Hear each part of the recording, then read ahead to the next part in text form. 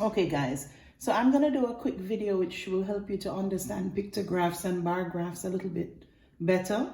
Please understand that any kind of graph is used to present data or information in a way that's easy to understand. Usually, we use this data to compare something. So usually we're looking at how one day is different from another, or how one type is different from another. And so we're going to look at our students in grade 4, and we're going to do a chart which shows that we have 9 boys and 13 girls, okay? Then we're going to use a pictograph to show that same information. We're using a stick man to represent 2 students. So every pictograph, every chart, every bar graph has a title. And the title tells you what information is contained in this data set. In this case, we're looking at the students in grade 4. And we're not looking at how many of them have Hispanic heritage or how many of them are African. We're looking at boys and girls. That's what we're comparing. Okay? And if one stick person represents 2 students, our 9 boys are represented by 2, 4, 6, 8, and half of a stick person to be 9. Okay? Our girls are represented by 2, 4, 6, 8. Did I do too much? 2, 4, 6, 8, 10, 12, and a half of a stick person to represent 13. Now we're going to work on that bar chart together, okay?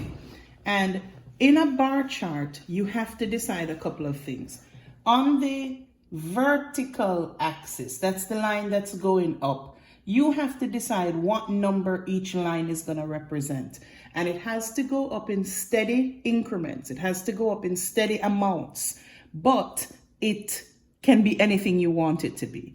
So we're going to use the same model here. And we're going to say each line counts us up by 2.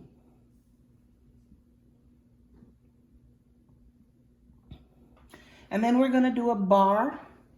And at the bottom on the horizontal axis,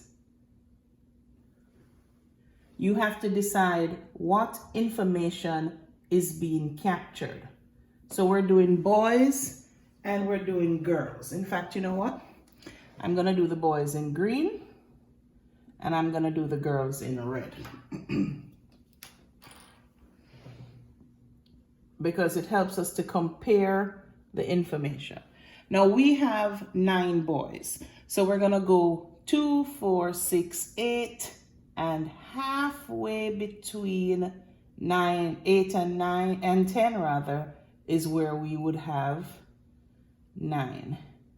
And we shade the bar in, and that's our bar for boys. Then we're going to do the girls.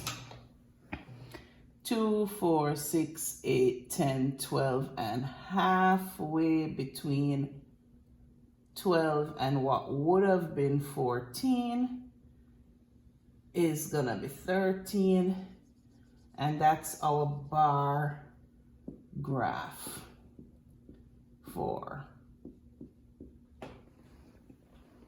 girls. It's not hard at all, guys. You have to think about it as with everything in math. Math teaches you logic and looking at things and understanding what numbers are telling us. You're going to go on and do the exercise that I've assigned now. But again, just think about it, okay? Over and out.